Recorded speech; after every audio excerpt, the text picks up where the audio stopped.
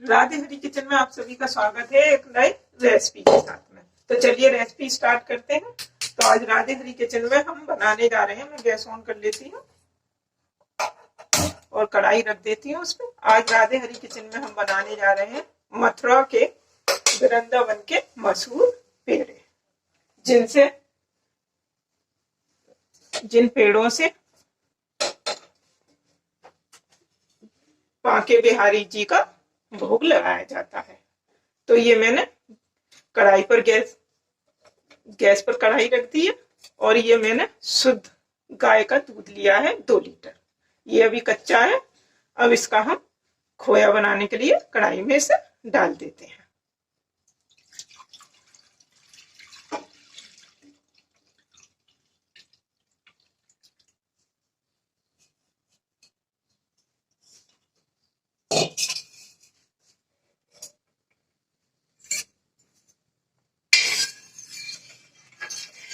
धीरे धीरे दूध का खोआ बनेगा। तो मथुरा के वृंदावन में गाय के दूध के ही पेड़े बनाए जाते हैं।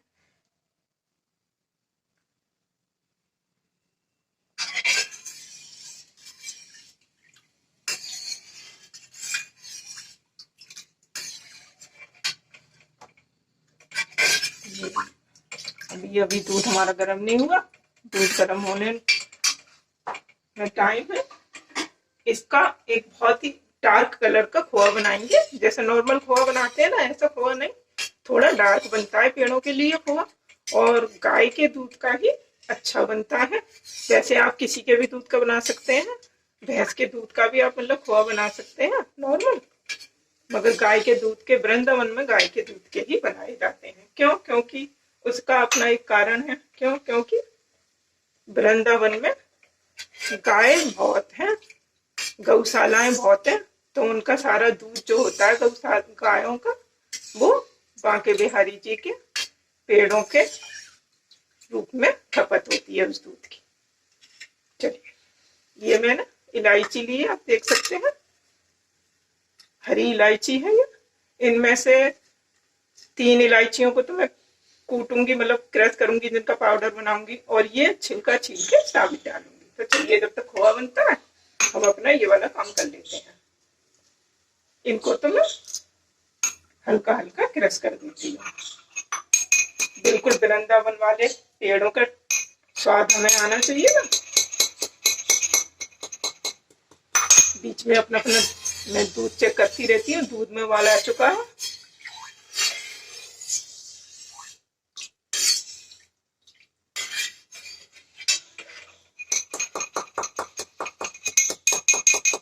इस तरह से आप छिलके अलग कर लीजिए इलायची का।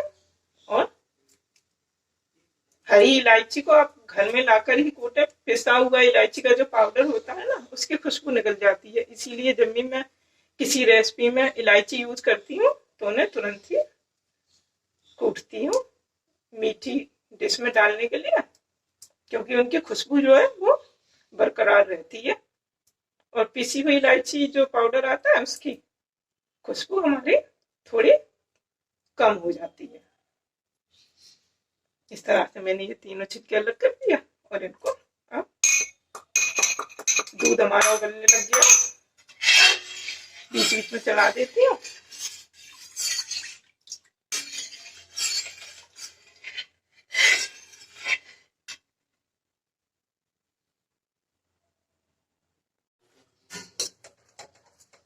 आप देख सकते हैं अब ये खोआ हमारा बनने वाला है। अभी तो आप ये कह सकते हैं कि इसका खोआ बना है दूध का। अभी तो हमें इसे और बहुत डार्क करना है। तो इस तरह से कढ़ाई में चारों तरफ फैला देती हूँ मैं। गैस फुल फ्लेम पर है। आप देख सकते हैं कढ़ाई गर्म है। देखिए, अब इसे कढ़ाई में चारों तरफ में इस तरह से फैला देती हूँ ताकि ये बिल्कुल ब्राउन हो जाए। अभी हमें इसे बिल्कुल ब्राउन करना है, वाइट नहीं छोड़ना है। मैंने ये इलायची मोटी छील कर रख ली है, छीली है, इनको कूटा नहीं है और इनको कूट लिया है। और ये मैंने ये इतना बड़ा पीस नारियल का कस के रख लिया है। चलिए खोए को चेक कर लेते हैं। अब इसको धीरे धीरे ऐसे ऐसे चलाते हैं और गूंथते हैं।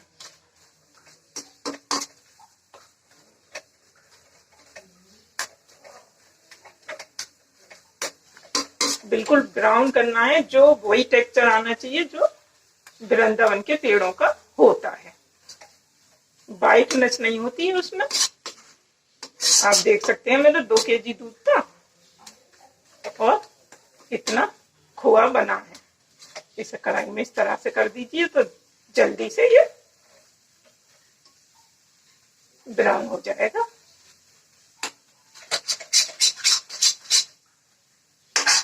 अब देख सकते हैं आप कलर चेंज हो गया है। अब उस पर हमें गैस ऑफ कर देनी है। कढ़ाई हमारी गर्म है तो इसे ठंडा होने देते हैं। कढ़ाई गर्म में ये और ब्राउन होगा। अभी गैस ऑफ कर दी मैंने, गैस बंद कर दी। अब इसे कढ़ाई में छोड़ देते हैं थोड़ी देर के लिए। चलिए हमारा खोआ ठंडा हो चुका है। जब गरम था खोआ ऐसा था। अब कढ़ाई में, जो मेरी कढ़ाई गरम थी, काफी हैवी तले की कढ़ाई है, तो अब आप देख सकते हैं ठंडा होके कुछ इस तरह से हो गया खोआ। और यही कलर खोए का हमें चाहिए पेड़े बनाने के लिए। चलिए इसे मैं एक परात में पलट लेती हूँ।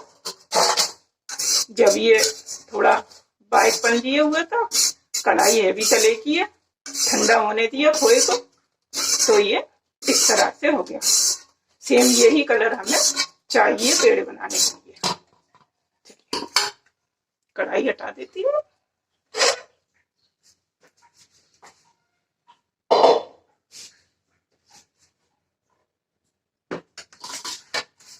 आप देख सकते हैं खोआ इस कलर का बिल्कुल ब्राउन हो चुका है। इस कलर का ही खोआ हमें पेड़े बनाने के लिए चाहिए।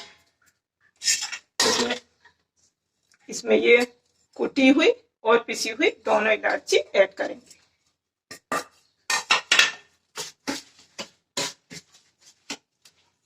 और ये पिसा हुआ बूरा है, 100 ग्राम बूरा लिया है मैंने और 250 ग्राम मेरा खोआ बना है। आप देख सकते हैं। इस बूरे को इसमें ऐड कर देती हूँ। पिसी हुई चीनी आप घर पर भी पीस सकते हैं। अब इतना ठंडा हो चुका है कि हम इसे हाथ से कर सकते हैं।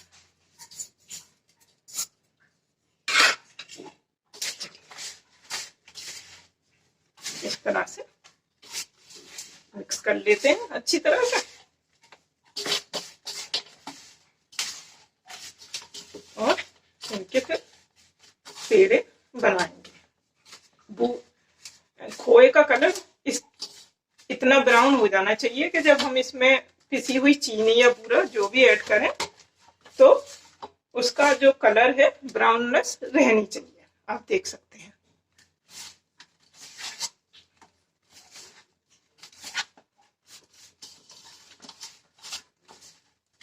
अच्छे से मिक्स कर लें। इस तरह से छोटे छोटे पेड़ हैं इनके। अभी मैं बताऊंगी आपको वृंदावन के पेड़ों का टेक्सचर आता किससे है। वो अभी पहले पेड़े बना लेते हैं, फिर इसके ऊपर देखिए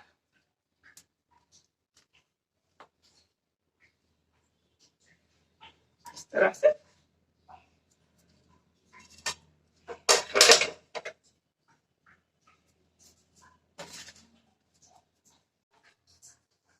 चलिए हमारे पेड़े बनकर तैयार हो चुके हैं।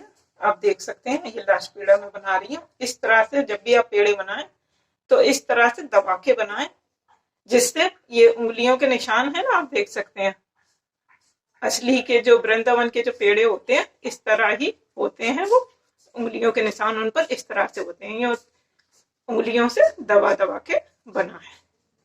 उंगलियों के निशान आपको इस पे दिख रहे हैं ना, इस तरह के आने चाहिए। अब पेड़े तो हमारे बन चुके हैं। अब हम इसको बिल्कुल वृंदावन वाला बांके बिहारी जी के मंदिर का बिल्कुल प्रसाद का टेक्सचर देते हैं। अब आती है बारी, ये हमने पाउडर शुगर ली है, मगर ये नॉर्मल वाली वो महीन वाली पाउडर शुगर नहीं है। आप देख सकते हैं इसमें दाने दाने हैं, ये थोड़ी मोटी पाउडर शुगर होती है। इसको इसमें डाल देती है। और ये लिया है मैंने इतना पोर्शन, इतना ही टुकड़ा नारियल का कसा था अभी, तो इसको भी इसमें मिक्स कर देते हैं और इन दोनों को मिक्स कर लेते हैं। अब अपने पेड़ों को इस तरह से इस पर आप देख सकते हैं, ये वाइट वाइट जो होता है आपने देखा होगा मथुरा के जो पेड़ों में होता है वृंदावन के में, वो यही चीज होती है, यही टेक्सचर होता है बिल्कुल। तो इस तरह से हम सारे पेड़ इसमें डाल के इनको इस तरह से इस पर ऊपर से करते जाते हैं, नारियल और मोटी वाली चीनी है ना। इस तरह से मैंने आपको बताया कि गाय के दूध के ही पेड़े बनाए जाते हैं, वो मैंने आपको इसीलिए बताया क्यों, क्योंकि मैं तो आज तक वृंदावन बांके बिहारी मंदिर में नहीं गई हूँ। मेरे बड़े भैया और छोटे भैया और मेरी भतीजी वृंदावन होके आए थे, तो उन्होंने वहां पर एक हलवाई से पूछा था, जब उसने बताया था कि यहाँ पर गाय के दूध के ही पेड़े बनाए जाते हैं और गाय ज्यादा होने की वजह से पूरे दूध की खपत यही हो जाती है वृंदावन में पेड़ों में, तो इसीलिए मैंने ये बात आपके साथ में शेयर की। और आप जब भी वृंदावन जाएं, ईश्वर करे आपको जल्दी मौका दे, आप जब भी वृंदावन जाएं तो वहां विशेष बात का ध्यान रखें। अपने यदि आप चश्मा लगाते हैं तो चश्मे का विशेष ध्यान रखें, क्यों, क्योंकि वहां बंदर बहुत हैं और बंदर चश्मा छीनकर भाग जाते हैं। क्यों, क्योंकि ये घटना मेरी भतीजी के साथ में घटी। वो चश्मा उन्होंने पहन रखा था, तो वहां के जो लोग थे दर्शन करने जा रहे थे, उन्होंने कहा था ये चश्मा उतार लो, इससे पहले ही बंदर, वहां बंदर बहुत है और चश्मा हो सकता है आप चश्मा लगाते हो तो आपका चश्मा चला जाए। फिर कहते हैं वो फ्रूटी देते हैं बंदरों को जब वो चश्मा वापस देता है। तो और मोबाइल का विशेष ध्यान रखें, मोबाइल की घटना बहुत घट जाती है, तस्वीर वहां मंदिर में खींचने नहीं देते हैं, और मोबाइल से जैसे आप फोटो ले रहे हो चोरी छुपे कैसे भी, तो मोबाइल का भी विशेष ध्यान रखें, बंदर मोबाइल भी छीन लेते हैं। इसीलिए कुछ विशेष बातों का ध्यान रखें। आप देख सकते हैं हमारे पेड़ों पर वाइट वाइट कोटिंग हो गई, इसीलिए मैंने आपको जो बातें थी वो शेयर की, जो मेरी भतीजी ने मुझे बताई थी और मेरे भैया ने बताई थी। पेड़े हमारे बनके तैयार हो चुके हैं, ज्यादा नहीं, इतनी इतनी ही कोटिंग करनी है ना।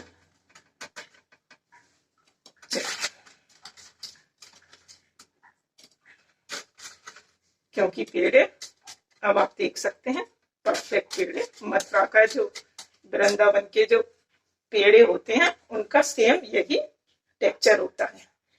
पेड़े बनाने का ख्याल मेरे मन में इसीलिए आया, क्यों, क्योंकि भतीजी प्रसाद लेके आई थी, भैया और भतीजी, तो मैंने सोचा वृंदावन के पेड़ों की रेसिपी आपके साथ में शेयर की जाए। इस टाइम वृंदावन में होली की धूम मची हुई है, लठमार होली, फूलों की होली, गुलाल की होली चल रही है, तो होली के साथ में वृंदावन के पेड़े आप घर पे बनाएं। और देखिए आपको पास से दिखाती हूँ, उंगलियों के निशान आपको दिख रहे होंगे, और मोटी इलायची मैंने इसीलिए डाली थी, वृंदावन के बांके बिहारी जी के पेड़ों में ना डाली जाती है। देखिए ये आपको काली काली दिख रही है ना, जब आप खाते हैं ना तो थोड़ा क्रस्पन आता है ना, वो इसी से आता है। तो रेसिपी पसंद आई हो तो इसे लाइक, शेयर और कमेंट करना ना भूलें मुझे, और कमेंट करके बताएं कि मेरे पेड़े कैसे बने हैं। ठीक है, ये तो हो गई बात पेड़ों की। अब मैं आपको दिखाती हूँ वृंदावन से मेरी भतीजी क्या लेके आई। तो वो ये लेके आई वृंदावन से काले वाले सालीग्राम, आप देख सकते हैं। सालीग्राम तो हमारे यहाँ पहले भी थे, मगर वाइट वाले थे, ये वाले नहीं थे, तो उन्होंने वहां देखे तो वो लेके आई। इसे मैंने तुलसा जी के गमले में रखा है। इनको तुलसा जी के गमले में ही स्थापित करते हैं शालिग्राम को। तो इसी के साथ में वीडियो का हम एंड करते हैं और मिलते हैं एक अगली रेसिपी में। यदि आप मेरे चैनल पर नए हैं तो मुझे सब्सक्राइब करना ना भूलें और कमेंट करके मुझे बताएं मेरे पेड़े कैसे बने हैं। मिलते हैं एक अगली रेसिपी में। राधे राधे।